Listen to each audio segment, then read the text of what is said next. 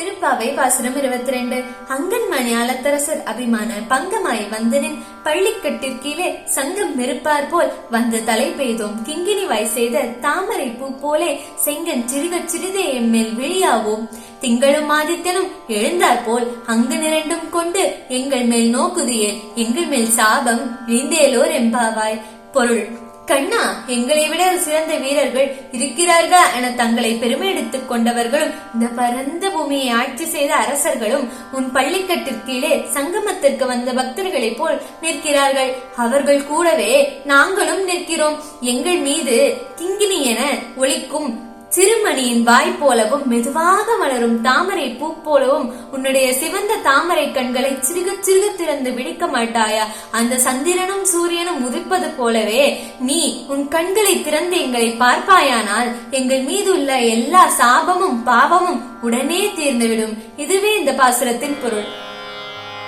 அங்கண்மாஞாலத்து அரசர் அபிமான பங்கமாய் வந்து நின் பள்ளிக்கட்டி கீழே சங்கம் இருப்பார் போல் வந்து தலை பெய்தோம்.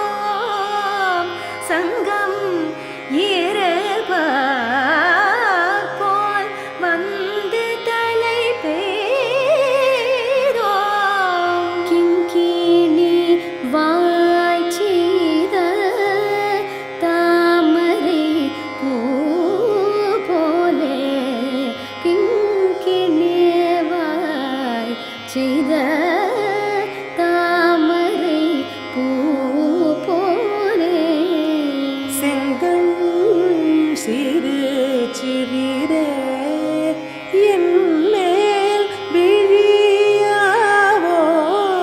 திங்களும் ஆதித்யனும் எழுந்தார் போல் அங்கண் இரண்டும் கொண்டு எங்கள் மேல் நோக்குதியே.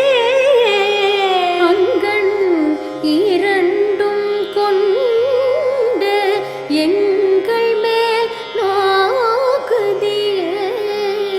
எங்கள் மேல் சாபம் இழிந்தேலோரெம்பாவாய். எங்கள் மேல் சாபம் இழிந்தேலோரும்